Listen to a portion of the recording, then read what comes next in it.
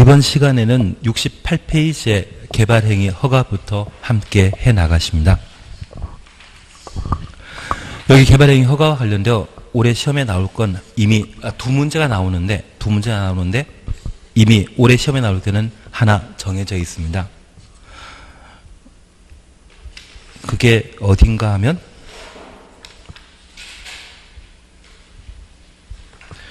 78페이지에 기반설 부담구역과 기반설 설치 비용, 얘가 올해 시험에 나오게 될 겁니다. 예, 78페이지 기반설 부담구역과 기반설 설치 비용은 올해 시험에 나옵니다. 그래서 이 내용을 정확하게 정리해 주시는 게 필요합니다. 그리고 이제 하나 나오는 것을 찾아가시면 됩니다. 사실 우리가 함께 보신 게 국토계획법과 관련된 집행에 관한 법률을 함께 보셨습니다.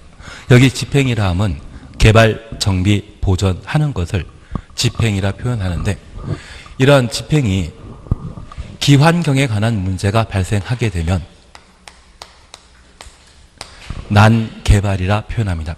그래서 기환경에 문제 없이 잘 집행하기 위해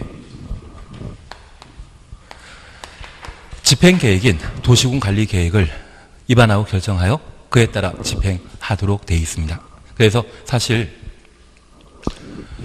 이 도시군관리계획과 관련된 파트에서 9문제가 출제되고, 집행계획인 도시군관리계획을 입안 결정하기 위해 미리 수립하는 행정계획인 광역도시계획과 도시군기본계획은 하나 나옵니다. 아마 올해도 광역도시계획에서 시험에 출제될 겁니다. 그리고 여기 도시군관리계획과 관련되어서는 관할관청이 입안권자 아니면 결정권자라는 것만 기억하시고, 입안권자 하는 것은 딱 세 가지입니다. 지원도는 작성, 단개별 집행계획 수립, 도시군계획서 사업의 시행, 그 세 가지만 입안권자의 업무이고, 그 밖에 고시, 승인 등등의 이야기가 나오면 모두 결정권자가 처리하는 것으로 파악해 놓습니다. 그러면 이 도시군관리계획으로 집행하는 것은 용도 지역을 지정 변경하는 것, 그리고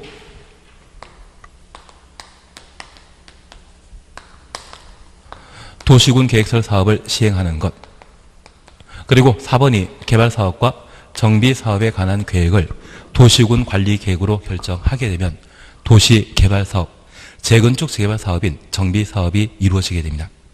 그리고 5번이 지구단위계획입니다. 그런데 우리가 기억하실 것은 이러한 세 가지 사업에 따라 건물을 건축하게 되면 그것은 공익사업이고 규모 큰 사업이 되게 됩니다. 그래서 도시군 계획설 사업으로 우리 주변에 국립대가 만들어질 수 있거든요.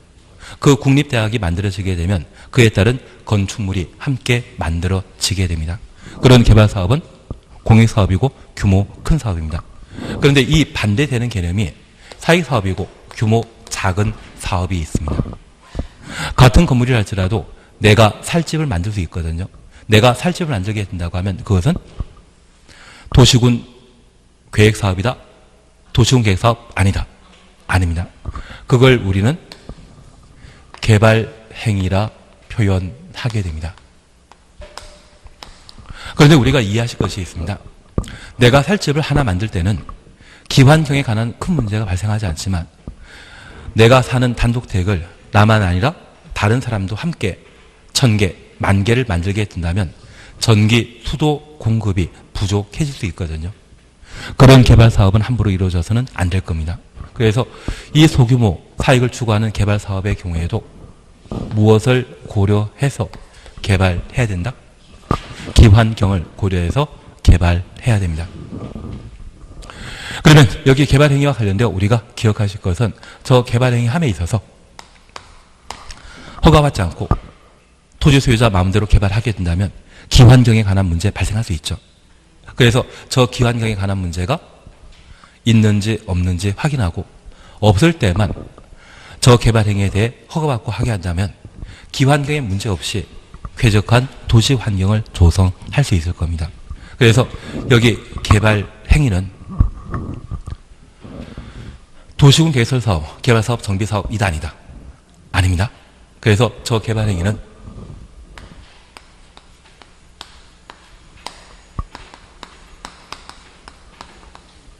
도시, 군, 계획, 사업에 저촉되는 행위를 개발행위라 표현합니다. 앞서 우리 이거 보셨습니다. 도시군 계획서 사업과 관련되어 토지를 강제 수용할 수 있는 시기는 실시계획 고시 되면, 실시계획 고시 되면, 인가 아니라 실시계획 고시 되면 그 다음에 수용할 수 있거든요. 그 수용하기 직전에는 개인 사유지를 할지라도 자기가 살 집을 함부로 만들 수 있다 없다? 없습니다. 그래서 저 개발행위는 사유지에 이루어지는 건축물 건축에 해당되는 것으로 도시군 계획사업에 저촉되는 것, 방해되는 것을 개발행위라 표현하게 됩니다. 그러면 저 개발행위와 관련되어 도시군 계획사업에 저촉된다고 하면 그 중에 허가 받아야 될 것 무엇인지 대상에 관한 내용을 우리가 함께 보셔야 됩니다. 그리고 대상에 관한 공부 이루어졌다면 그 다음에는 절차. 잠깐 이해하실 것이 있습니다. 만약 내가 살 집을 만들거나 또는 전원주택단지를 만들기 위해 산을 밀어버릴 수 있거든요. 저 산을 밀어버리고자 한다면 개발 행위에 대한 허가 신청을 하도록 되어 있습니다. 그리고 이 개발행위 허가 신청 시에는 기반설, 환경, 경관 이 세 가지에 대한 계획서를 제출하도록 되어 있습니다. 특별히 맹지의 경우에는 건물 건축할 수 있다 없다? 없습니다. 그래서 도로를 어떻게 연결할 것인지, 그리고 대지에 건물 건축하고자 한다면 전기, 통신, 상하수도, 도시가스, 심지어 정화조 시설이나 오물 배출 시설, 오수처리 시설 등을 각각 어떻게 만들 것인지 그걸 일일이 개발행위 허가 신청하도록 되어 있습니다. 내가 한 번도 안 해봤다고 하면 이게 참 막연한데 한 딱 두 번, 세 번만 처리하게 된다고 하면 저 개발행위에 대한 전문가가 되고 앞으로 땅을 보게 된다면 땅을 바라보는 시각이 많이 달라지게 될 겁니다. 그래서 항상 입지가 중요하다고 누구나 이야기하는데 그 입지는 이걸 직접 해본 자만 정확하게 입지가 어디가 좋은지 나쁜지를 파악할 수 있습니다. 그리고 이런 개발행위 허가 신청하게 되면 그 신청의 날부터 15일 내 개발행위에 대한 허가, 불허가 여부를 결정하게 됩니다. 법에서는 15일이라 하지만 도시계획위원회 심의나 관계 행정기관과의 협의 절차 거치고자 한다면 이게 6개월에서 많게는 1년 정도 걸립니다. 특히 산을 밀어버리고 스카이캐슬 같은 전원주택 단지 만들고자 한다고 하면 산림청장과의 협의 절차 거쳐야 되며 농지 전용 시에는 그에 따른 전용 시간이 꽤 많이 걸리거든요. 그래서 법에서는 15일이지만 실질적으로는 6개월에서 1년까지 시간 걸리는 절차가 되게 됩니다. 그리고 이런 개발 행위는 개발 정비 보전을 뭐라 한다?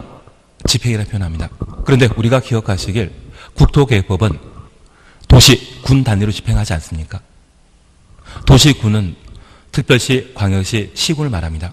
그래서 저 개발행위와 관련된 허가권자, 관할관청은 누구이다? 특광 시군이 됩니다. 결국 저 집행은 도시군 관리계획으로 집행하는 것과 개발행위 허가받아 집행하는 두 가지 방법이 있는데 도시군 관리계획과 관련된 관할관청은 일반권자 아니면 결정권자, 개발행위 허가 파트와 관련된 관할관청은 누구이다? 허가권자. 그래서 국토계획법에 등장하는 행정청은 딱 세 사람 나와야 됩니다. 일반권자, 결정권자, 허가권자. 내가 지금 시험 문제 풀고 있는 것이 개발행위와 관련된 파트라고 하면 그때 관할관청은 특광시군, 허가권자가 등장해야 되는 겁니다. 저 허가권자가 개발행위 허가 내주고자 한다면 일정한 요건을 충족했는지 확인하도록 되어 있는데 특별히 토지의 형질 변경과 관련된 면적 요건을 확인하도록 되어 있습니다. 개발행위 허가 대상은 규모 크다 작다? 작다. 그래서 무엇 미만이란 말 나왔을 때 개발행위 허가 받을 수 있고 무엇 이상일 때는 허가 대상이 못 됩니다. 그리고 두 번째입니다. 이번에 내가 만들고자 하는 건물이 위락실이라고 하면 그 위락실은 어떤 용도 지역에만 건축할 수 있다? 상관없죠. 그러면 준주거지역이나 준공업적의 토지 소유자는 윤곽시설을 건축할 수 없죠. 그러면 그 용도 지역별 행위 제한 제도는 어디에서 결정한 것입니까? 용도 지역은 어디에서?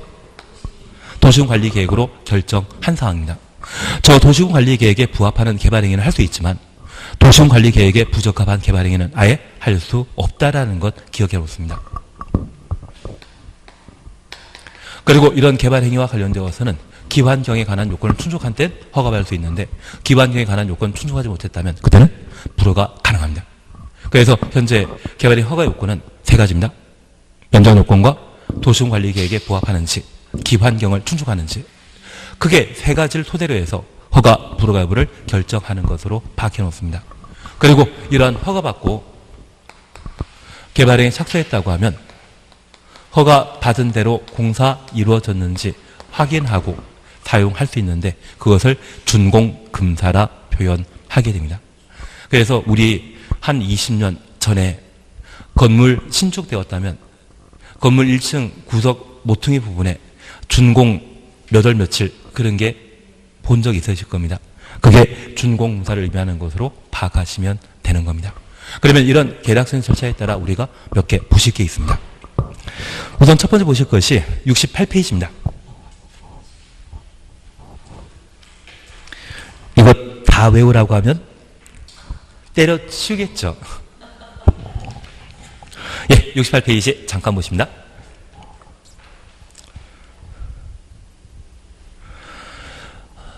별표 보시게 되면 도시군 계획 이거 필요 없고 박스를 보십니다. 박스 보십니다. 개발행위 허가 대상에 해당되는 것과 개발행위 허가 대상 아닌 것 찾도록 되어 있습니다. 우선 개발행위 허가 대상으로 1. 건축물 건축 그리고 동그라미 2번 공작물 설치 찾으셨죠. 그리고 가로 속에 육상의료 양식장 설치 추천했습니다. 육상의료 양식장 설치는 개발행위 허가 대상이다. 그렇게 파악해 놓습니다. 3번 토지의 현재 변경 4번 토속 재치 5번 6번 묶어 놓습니다. 5번 토지 분할 그리고 6번 물건 쌓아놓는 행위 물건 1개월 이상 쌓아놓는 행위라고 해놓습니다. 물건 뒤에 1개월 이상이라고 적어놓습니다. 그러면 우리가 잠깐 이해하실 것이 있습니다. 우리가 공시법 공부하시면서 한 필지 토지를 자제분 2명이 상속받게 되면 100-1번지와 100-2번지로 분할될 수 있죠. 저런 분할이라고 하면 공사를 한다? 그냥 선만 그어버린다. 공사하는 거 아닙니다. 그리고 물건 적치 1개월 이상 쌓아놓는 것은 차를 주차시키는 것도 물건 적치에 해당되게 됩니다. 몇 개월 이상? 한 달 이상. 그러면 이 물건 적치는 공사 수반한다? 수반하지 않는다? 수반하지 않습니다. 그래서 토지 분할과 물건을 1개월 이상 쌓아놓는 행위 이 두 가지는 공사를 하지 않기 때문에 그 개발 행위가 완료된 때 준공금사 받을 필요 없습니다. 그래서 만약 시험에 준공금사 대상이 되는 것은 건축물 건축, 공작물 설치, 토지의 형제 변경, 토속 재치 4가지만 준공금사 대상이고 분할과 물건을 1개월 이상 쌓아놓는 행위라면 준공금사 대상 아니다. 그렇게 파악해 놓습니다. 그리고 두 번째입니다. 이제 개발행위 허가 대상과 관련되어 6가지를 함께 보셨는데 저 6가지 사항 중에 경미한 행위라면 개발행위 허가 없이 할 수 있거든요. 우리 시험에 자주 출제되는 것이 4가지 있습니다. 그 4가지를 기억해 주시는 게 필요합니다. 가장 시험 문제 자주 출제되는 것이 도시군 계획 사업에 따른 건축물 건축, 토지의 형질 변경, 토속 재치입니다. 하나 이해하실 것이 있습니다. 여기 도시군 계획사업은 도시군 관리 계획으로 결정된 시설 사업과 개발 사업, 정비 사업입니다. 도시군 계획사업은 도시군 관리 계획으로 이미 결정되었는데 이미 결정된 도시군 계획사업을 또 특광시군에게 허가받을 필요 있다? 없다? 없습니다. 만약 행정청으로부터 2번 인허가 받으라고 하면 이것은 과잉 규제로서 위헌 소지가 있습니다. 이미 도시군관리 결정된 사업에 대해서는 따로 개발행 허가받을 필요 없는 겁니다. 그러면 이제 우리 잠깐 이해하실 것이 있습니다. 만약 도시군 계획시설 사업에 따른 건축물 건축하려는 자는 특광시군에게 허가받아야 된다? 드립니다. 도시개발 사업에 따라 토지의 형질 변경을 하려는 자는 허가받아야 된다? 필요 없습니다. 재개발 사업, 정비 사업은 주거 환경 개선 사업과 재개발 사업, 재건축 사업 세 가지로 나뉘는데 재개발 사업에 따라 토지를 분할하는 경우에는 허가 받아야 된다? 필요 없습니다. 이 모든 게 다 무엇이다? 도시군 계획 사업에 따라 이루어지는 것이기 때문에 건축물 건축, 공작물 설치, 토지의 현재 변경, 토석 채취, 분할, 물건 1개월 이상 쌓아놓는 행위. 도시군 계획 사업에 따라 이루어졌다고 하면 따로 허가할 필요 없는 겁니다. 그리고 두 번째입니다. 우리 속초에 화재 난 것 기억나십니까? 그러면 그 이재민을 수용하기 위한 임시 거주시설이라는 걸 만들어줘야 되거든요. 그러한 것들을 천재지변, 재복구 등을 위한 응급조치라 표현하게 되는데 이러한 응급조치에 대해서는 허가받을 필요 없습니다. 이재민을 임시 거주하기 위한 시설 만들고자 하는데 6개월, 1년 걸려 허가받고 만들게 되면 실제로 도움이 안 되지 않습니까? 그래서 응급조치의 경우는 허가 없이 할 수 있고 이 경우에는 사후 신고하도록 되어 있는데 저 사후 신고는 국토계획법에서는 얼마? 1개월 이내입니다. 우리가 제일 먼저 공부하는 게 무엇입니까? 국토계획법이기 때문에 1입니다. 그렇게라도 해주십시오. 나중에 이상한 게 또 나올 겁니다. 국토계획법은 첫 번째 공부하는 것이기 때문에 응급조치와 관련되어서는 1개월 내 신고하고 응급조치할 수 있다. 그리고 세 번째 기억하실 것이 경작 위한 토지의 형질 변경입니다. 그런데 경작 위한 토지 형질 변경은 산을 깎아 농경지 만드는 게 아니고요. 우리 벼농사 다 끝나게 되면 추수한 농지 한가운데 지력이 고갈되었다고 하면 외부에서 흙을 쌓고 쌓아놓는 거 보신 적 있죠? 현재 토지 형질 변경은 성토, 흙을 쌓아놓는 것을 말합니다. 절토, 깎아내는 것을 말합니다. 포장, 정지. 그래서 우리 산이 있고 지대가 약간 땅이 있다면 산 깎아내는 것을 뭐란다? 절토. 이 흙을 지대 낮은 곳에 메꾸기 위해 쌓아놓는 것이라면 성토. 그리고 도로를 만들기 위해 집안을 다지는 경우가 있거든요. 그것을 정지라 하고 정지 작업 이후에는 도로를 깔게 됩니다. 그것을 포장. 그러한 절토, 성토, 정지, 포장. 그리고 바다인 공유수를 매립하는 매립, 간척사 같은 게 있지 않습니까? 그런 공유수면에 대한 매립이 있다고 하면 그러한 모든 것들을 토지의 형질 변경이라 하는데 지금 형질 변경은 다른 거 없습니다. 이런 거창한 게 아니라 농경재 지력 다 했다고 하면 다른 곳에 흙 사다가 좀 쌓아놓는 거 보셨다면 그걸 말하는 겁니다. 경작 위한 토지 형질 변경은 허가되나 이다 아니다. 아니라는 것 기억해 놓습니다. 그리고 마지막 우리 기억하실 것이 있습니다. 지금 개발행위는 누구에게 허가받아야 된다? 허가권자. 그런데 국가, 지방자치단체가 개발행위를 하는 경우가 있습니다. 자기가 자기에게 허가받을 필요 있다 없다? 없습니다.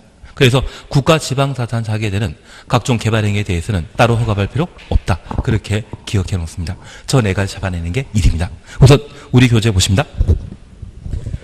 68페이지에 박스 오른편 찾으셨죠? 박스 왼편은 이미 보셨습니다. 개발행위 허가 대상 아닌 것 1. 도시군 계획사업에 따른 개발행위. 그래서 도시군 계획사업에 따라 건축물 건축, 공장 설치하는 것. 이러한 것들은 허가받을 필요 있다 없다. 얘는 양반이고 요즘은 달리 나옵니다.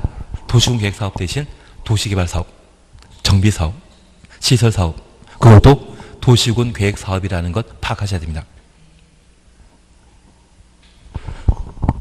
이해되셔야 됩니다. 그리고 2번입니다. 재복구, 재난소를 위한 응급조치라고 하면 1월 이내 사후 신고, 1월 내 신고, 1월 이내 주만 쳐놓습니다. 그러면 이 응급조치할 당시에는 허가받을 필요도 없고 신고도 안 하는 것이죠. 그래서 아무런 일 없이 그냥 할 수 있다는 것만 파악해 놓습니다. 그리고 3, 4 건너뛰시고 5번 차시였죠. 5번 차시였죠. 녹지적, 관리적, 농림지역 안에 농림어업용 비닐하우스 설치. 하나 이해하실 것이 있습니다. 지금 우리가 공부하고 있는 개발 행위는 도시군 계획 사업에 저촉된 행위입니다. 그러면 녹관, 농이라면 농사 지을 수 있는 땅이거든요. 그러한 곳에 농림어업용 비닐하우스 설치하고 이후에 이곳이 학교 부지로 결정되게 되면 저 비닐하우스는 쉽게 철거할 수 있다? 곤란하다. 쉽게 철거할 수 있습니다. 바람만 한 번 잘 불면 날아가 버리더라고요. 그래서 녹관동에 농림어업용 비닐하우스 설치는 도시군 계획 사업에 저촉된다? 저촉 안 된다. 저촉 안 되기 때문에 허가 없이 그냥 할 수 있는 겁니다. 그런데 우리 이곳에 메기 키우기 위한 양식장을 만들 수 있거든요. 메기 키우자고자 한다면 땅을 파내야 될 것이고 향후 이곳이 학교시설 부지로 결정되었다고 하면 학교 부지 만들고자 하는 땅을 메꿔야 됩니다. 성토해야 됩니다. 도시계획 사업에 도움된다, 방해된다. 방해되는 겁니다. 그래서 육상의료 양식장은 허가 대상이고 육상의료 양식장이라는 말이 빠지게 되면 그때는 허가 없이 그냥 할 수 있다. 메기 민물 매운탕 안 좋아하시죠? 이 동네는 하는 데 없으시죠? 알겠습니다. 하는 데 있으면 먹으러 하자고 그럴 뻔 했는데 넘어가도록 하겠습니다. 나중에 시험 합격하시면 제가 많이 사드리겠습니다. 그냥 다음 주에 오시면 같이 밥 먹는 걸로. 오늘 오셨으면 아마 그냥 같이 밥 먹으러 하자면 딱 좋았는데 먹고 비 오는 날은 공부 안 하고 노는 게 제일 좋은 것 같습니다. 예, 그래서 우리 기억하실 것은 육상의료 양식 목적이라는 말 보게 되면 그때만큼은 허가 대상이라는 것 확인해 놓습니다. 그리고 6번입니다. 경작 위한 토지의 형질 변경 찾으셨죠? 그냥 토지의 형질 변경 허가 대상이지만 경작 목적 이 말이 있을 때는 허가 없이 할 수 있다는 것 확인하십니다. 그리고 당구장 표시 있습니다. 정답 사이에 지목 변경을 수반하는 경작 위한 토지 형질 변경은 허가 없이 할 수 있다. 그래서 여기 경작 위한 토지 형질 변경은 작년에 위촉된 출시위원들이 좋아할 테마입니다. 그런 경작 위한 토지 형질 변경은 허가 없이 할 수 있는데 저 경작 위한 토지 형질 변경 앞에 지목 변경을 수반하는 경작 위한 토지 형질 변경 들어가게 되면 이때는 허가 대상입니다.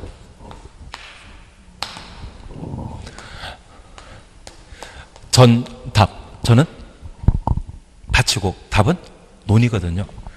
이 둘 사이에 지목 변경 수반하는 경작 위한 토지 형질 변경은 허가 없이 할 수 있습니다.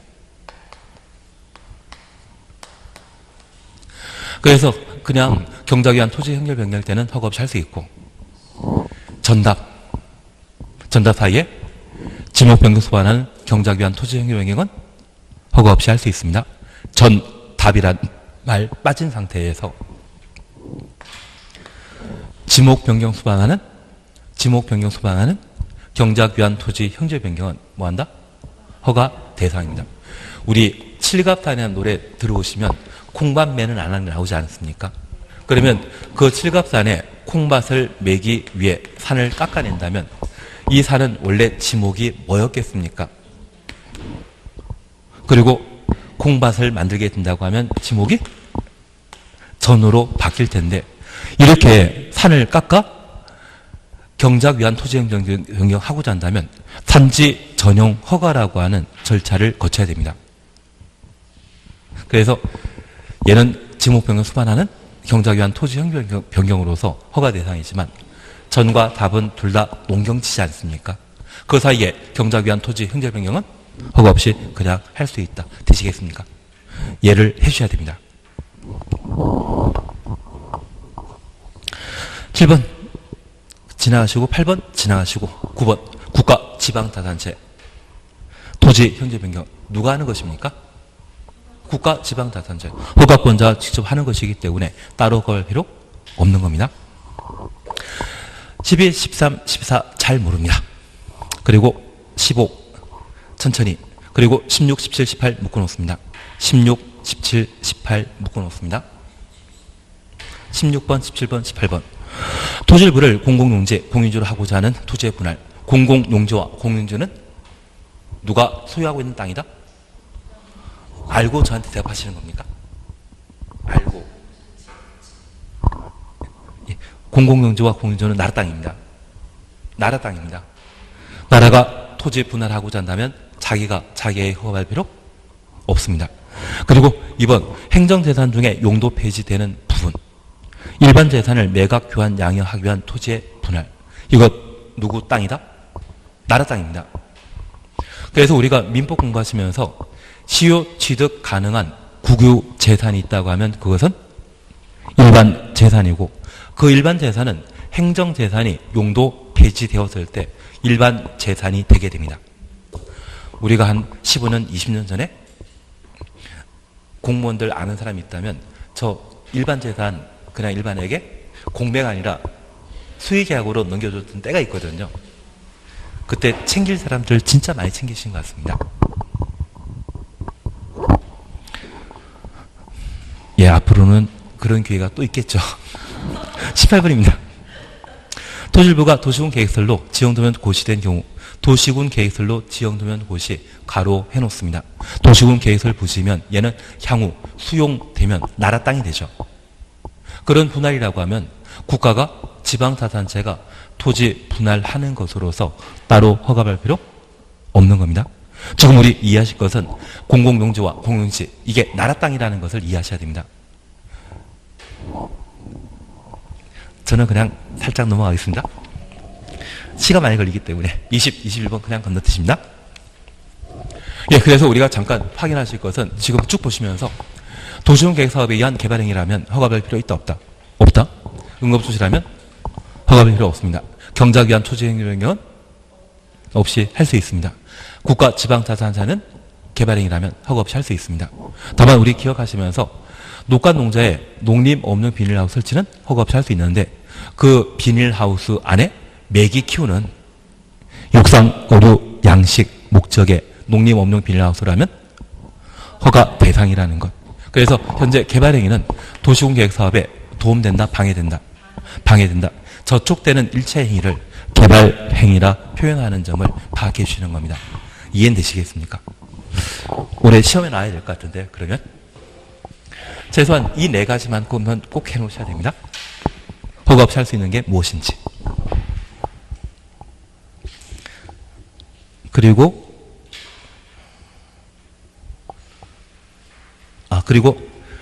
박스 속에 3번 찾으셨죠?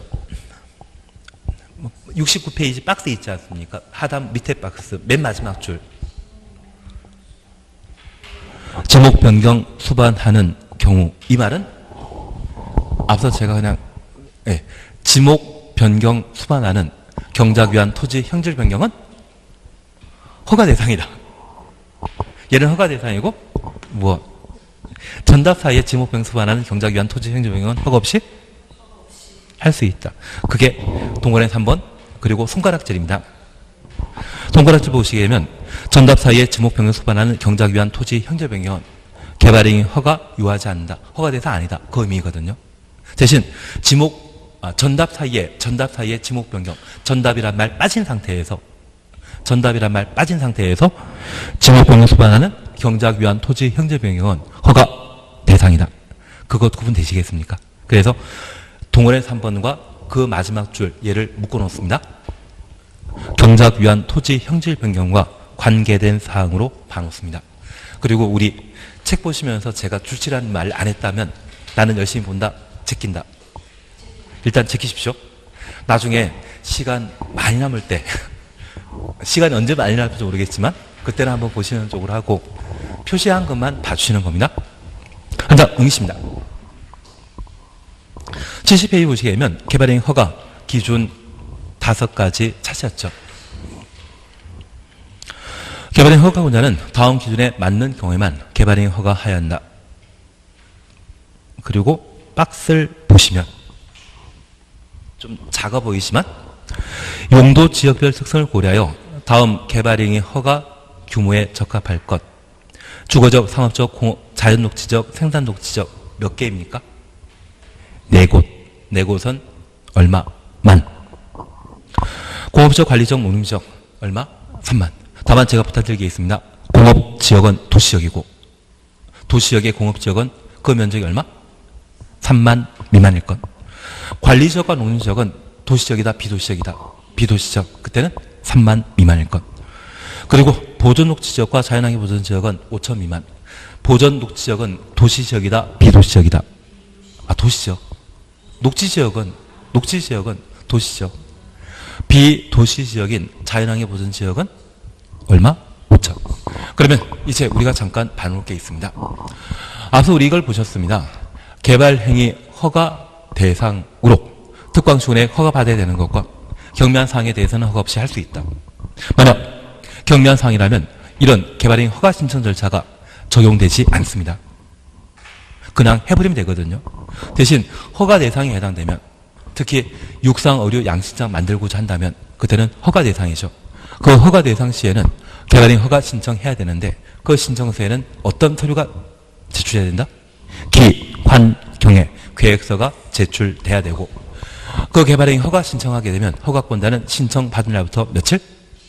15일 내에 허가 불허가를 결정하며 그 허가하고자 한다면 면적 요건을 충족해야 되고 도시군관리계획에 부합돼야 되며 기환경에 적합한 때만 허가 받을 수 있습니다.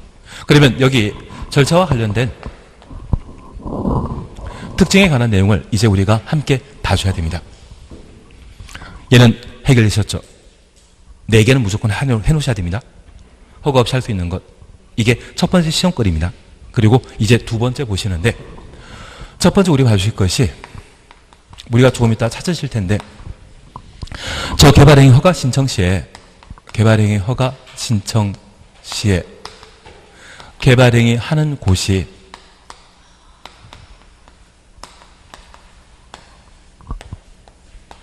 개발 밀도 관리 구역인 곳이 있습니다. 저 개발 밀도 관리 구역의 반대말은 기반시설 부담 구역이거든요. 기반시설 부담 구역은 개발 행위에 따른 새로운 기반시설의 설치가 가능한 곳을 기반시설 부담 구역이라 하고 개발 밀도 관리 구역은 주거적, 상업적, 공업 지역으로서 새로운 기반시설의 설치가 곤란한 곳을 개발밀도 관리 구역이라 표현합니다. 개발밀도 관리 구역 조금 이해하시겠습니까? 개발밀도 관리 구역의 반대말은 새로운 기반시설 설치가 가능한 곳, 불가능한 곳은 개발밀도 관리 구역. 이해되시겠습니까? 그냥 된다고 해주십시오. 되면 여기에는 새로운 기반시설의 설치 가능, 불가능. 불가능하다면 이 개발밀도 관리 구역에는 기반시설 설치에 관한 계획서는 제출해야 된다? 제출 안 한다? 제출 안 하는 겁니다. 여기 개발밀도 관리구역은 새로운 기반시설의 설치가 곤란하기 때문에 원래 기환경에 관한 서류 제출해야 되지만 개발밀도 관리구역에는 무엇? 기반시설 설치에 관한 계획서는 포함하지 않는다. 제출하지 아니한다. 그것 잡아주시는 게 첫 번째입니다. 그리고 두 번째입니다. 개발행위 허가 파트와 관련되어 우리 기억하실 것으로 현재 허가권자는 누구이다? 특광시군. 국토는 개발행위 허가 파트에서는 나온다 안 나온다? 안 나와야 됩니다. 국토교통부 장관과 도지사는 개발행위 허가권자 아니라는 것 기억해 주시고 저 개발행위 허가 요건으로서 토지 형질 변경에는 면적에 관한 요건을 충족해야 됩니다. 저 면적 요건은 규모 큰다, 작다. 작다. 이 말 나오기 때문에 무엇? 미만이란 말이 나와줘야 됩니다. 그리고 이 개발행위 허가 요건과 관련되어서는 5천 미만, 3만 미만, 만 제곱미터 미만인 때 개발행위 허가받을 수 있고, 이 규모를 충족하지 못한다면 불허가 처분 대상입니다. 규모 큰 것은 도시군 계획 사업으로 해야 됩니다. 규모 작은 것만 허가받아 할 수 있습니다. 그런데 우리 이 5자를 아래 거울 두고 반사하면 얘는 무슨 숫자로 보입니까? 1호. 1호 보입니다. 그래서 이 5천 미만이 적용되는 대상 용도 지역은 몇 개? 2개. 도시지역에서는 가장 소규모로 개발해야 되고 가장 규제가 심한 곳은 보존녹지역입니다. 그리고 비도시지역에 규제가 가장 심한 곳은 자연환경 보존지역입니다. 이러한 곳에 개발행위 하고자 한다면 그 형질 변경과 관련된 토지의 면적이 얼마? 5천 미만일 때만 개발행위 허가 받을 수 있는 겁니다. 그리고 3만 제곱미터 미만은 숫자 3이거든요. 적용되는 용도 지역은 몇 개? 3이니까 3개. 만약 4곳이었다면 아마 4만이었을 겁니다. 말도 안 되는 이야기지만 도시지역 중에 3만 제곱미터 미만일 때 허가받을 수 있는 것은 공업지역. 비도시지역 중에 3만 제곱미터 미만일 때 허가받을 수 있는 용도지역은 관농자, 자가 나왔으면 관리지역과 농림지역은 3만 제곱미터 미만일 때 허가받을 수 있습니다. 그래서 지금 3개 용도지역이기 때문에 몇 개? 3만. 그러면 2, 3 다음에는 뭐가 나옵니까? 아니, 숫자 세우면 2, 3 다음에는? 말도 안 되는 이야기였나 봅니다. 너무 유치해가지고 2, 3, 4 다음에는 4. 그리고 4를 이상하게 쓰면 일자로도 보이는 것 같은데. 아니, 4를 제가 나쁜 놈입니다. 죄송합니다. 그래서 우리가 하나 확인하실 것은 이러한 곳을 다 뺀 나머지 용도지역이라면 주거지역과 상업지역, 자연녹지지역, 생산녹지지역 이 4곳에는 토지 형질 변경과 관련된 면적이 1만 제곱미터 미만인 때 허가 받을 수 있습니다. 만약 이 규모 이상이라면 그때는 도시군관리계획으로 사업해야 됩니다.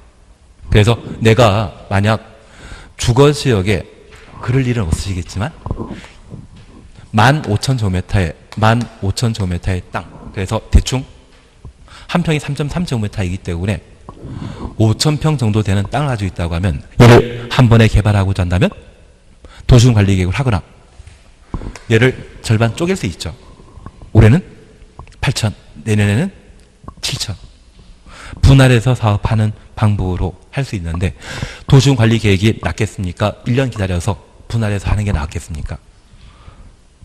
역시 부동산을 잘 알고 계십니다. 분할하는 겁니다. 억지로 도시군관리계획을 하고자 한다면 도시군관리계획으로 입안하고 결정하는데 보통 2년 걸리거든요. 2년 걸리느니 그냥 1년 단위로 쪼개서 하는 게 마음 편하지 않나 싶습니다. 예, 그런 거는 시험에 안 나옵니다. 시험에 나오는 건 다른 것 같습니다. 이런 경우라고 하면 무엇 대상이다? 도시군관리계획 결정 대상이다. 대신 미만일 때만 개발행위 허가받고 할 수 있다. 그렇게 파악해 놓습니다. 오늘 보셨는데 우리 지난주에 제가 주문드렸던 게 지난주부터는 복습해야 된다는 말씀드렸는데 오늘도 복습하실 거죠? 비도시지역 중에 가장 소규모로 개발행위 할 수 있는 곳은 자연환경 보존지역. 도시지역의 가장 소규모는 보존녹지지역. 각각 얼마? 5천 미만일 것. 3만 미만일 때는 공업지역. 비도시지역에는 관리지역, 농림지역. 나머지는 1만 제곱미터 미만일 때 개발행위 허가 받을 수 있다. 그렇게 잡아주셔야 됩니다. 그리고 두 번째 요건입니다. 2번, 3번 묶어놓습니다. 2번, 3번 묶어놓습니다. 도시군관리계획 및 성장관리 방안 내용에 어긋나지 아니할 것. 어긋나지 아니하면 이것 부합한다는 이야기죠. 그래서 우리 약속하셨습니다. 위락시설은 어디에만 만들 수 있다? 상업지역에만. 그러면 토지 소유자가 상업지역의 땅을 확보한 때만 위락설에 대한 개발행위 허가 신청할 수 있다는 이야기입니다. 이해되시겠습니까? 그리고 도시군 계획사업 시행에 지장 없을 것. 도시군 계획사업은 무엇으로 결정된 것입니까? 도시군 관리계획으로. 그래서 이 3은 도시군 관리계획에 적합한 개발행위에 대해서만 허가받을 수 있다. 그 의미입니다. 그리고 4번입니다. 끝에 보시면 주변 환경이나 경관에 좋아 이를 것. 그리고 5번 끝에 보시면 중간입니다. 기반셀의 설치나 그에 필요한 용지 확보 계획이 적정할 것. 이것 기환경이죠. 그래서 개발행위 허가 받고자 한다면 면적 요건 충족할 것. 저 면적 요건은 5천, 3만, 만. 5천, 3만, 만. 그렇게 해야만 5천은 2개 용도지역 적용되고 3만은 3개 용도지역 적용되고 만은 4개 용도지역이 적용된다. 그렇게 구분할 수 있습니다. 가장 편한 거는 5천, 만, 3만인데 그러면 2, 3, 4가 안 나옵니다. 2, 4, 3이 나오. 그냥 하던 대로 해주십시오. 5천, 3만, 만. 그리고 이러한 개발행위 허가 신청에 대해서는 모두 도시군관리계획에 부합되어야 되며 기반경을 충족해야 된다. 그런데 우리 이런 거 보신 적 있습니까? 우리 세종시에는 홈플러스 있지 않습니까?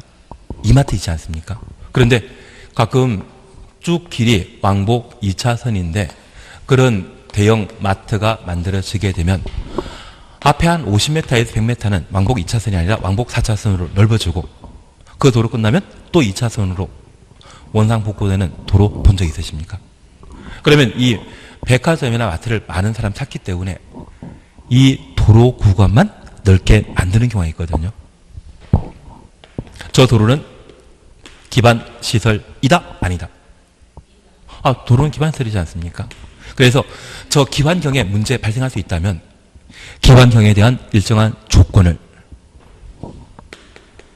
붙여 허가 내주는 경우 있거든요. 그걸 뭐란다?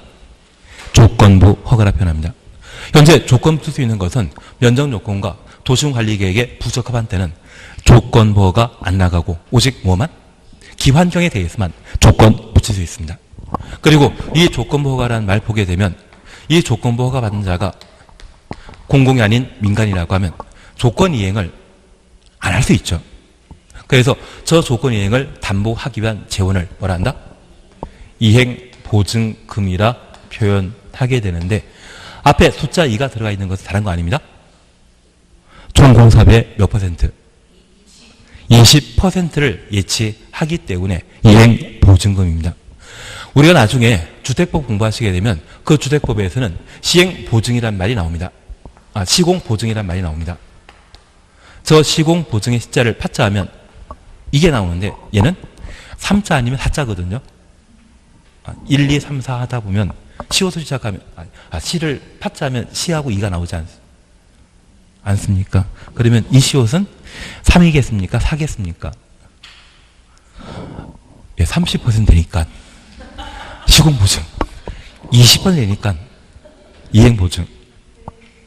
예, 역시 3이 4보다 먼저 나오기 때문에 시공보증의 말 보게 되면 그때는 30%, 이행보증이라는 말 보게 되면 20% 그렇게 해주시는데 저런 돈은 누구만 낸다? 민간만 내는 것이다. 공공은 낸다, 안 낸다? 안 된다. 그거 잡아주시는 게 여기입니다. 예, 그래서 우리가 기억하실 것은 4번, 5번의 경우는 조건 붙일 수 있다는 것 파악해 놓습니다. 첫 번째 손가락질은 건너뛰십니다. 첫 번째 손가락질은 건너뛰시고 두 번째 손가락질 차셨죠. 도시군 계획사업 시행자의 의견 청취 앞에 별표 하나만 해놓습니다. 그리고 얘만 정리하고 바로 쉬었다 하실 겁니다. 그게 나을 것 같습니다. 지금 우리는 허가 조건과 관련되어 신청에 관한 사항 보셨습니다. 특히 기억하실 것은 개발밀도 관리구역의 개발행위 허가 신청 시에는 기반시설 설치에 관한 계획서는 제출한다, 안 한다. 허가 요건과 관련되어서는 면적 요건과 도시군 관리 계획에 부합할 것, 그리고 기환경. 이 세 가지 요건 중에 조건 붙일 수 있는 것은 기환경만. 그리고 네 번째입니다. 그리고 세 번째입니다.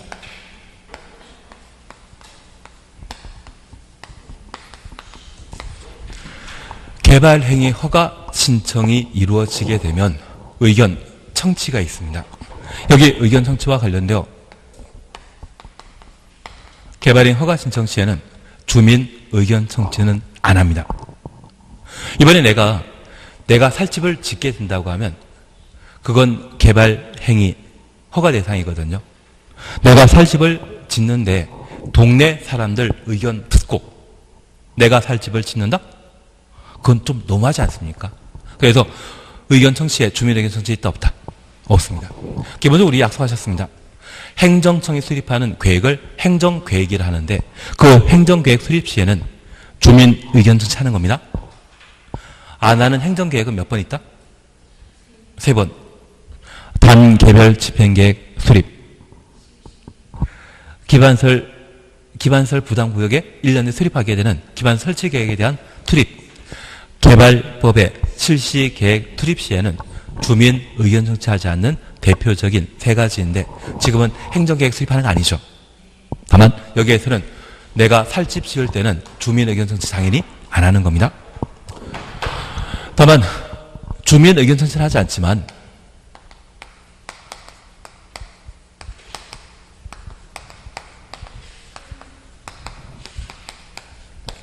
도시군계획 사업 장소에 각종 개발 사업이 이루어지게 되면 도시군 계획 사업 시행자의 의견 듣고 허가 여부를 결정하는 경우가 있습니다. 그리고 두 번째,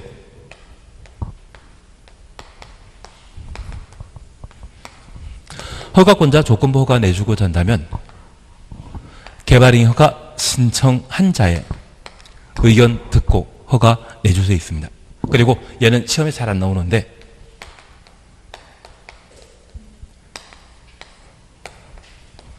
공공시설 귀속과 관련되어서는 관리청의 의견 듣고 개발행위 허가 여부를 결정하도록 되어 있습니다.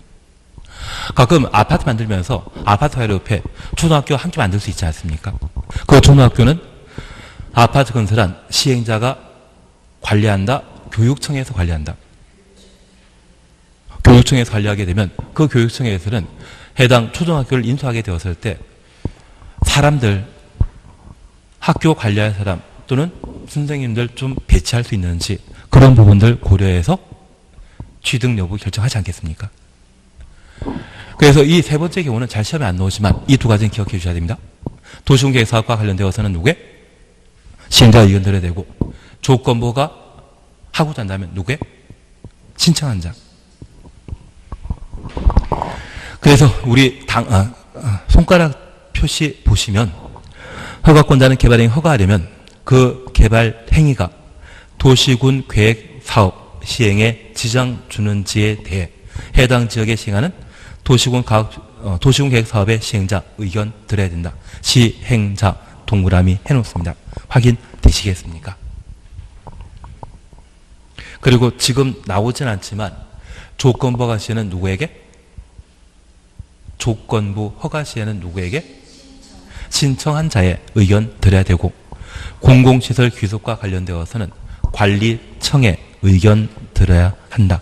그걸 확인해 놓습니다. 그리고 70페이지에 성장관리 방안과 시가용도, 유보용도, 보존용도 얘를 잠깐 쉬셨다가 하십니다. 그리고 이번 쉬는 시간에는 문제 대충 다 풀어보실 거죠.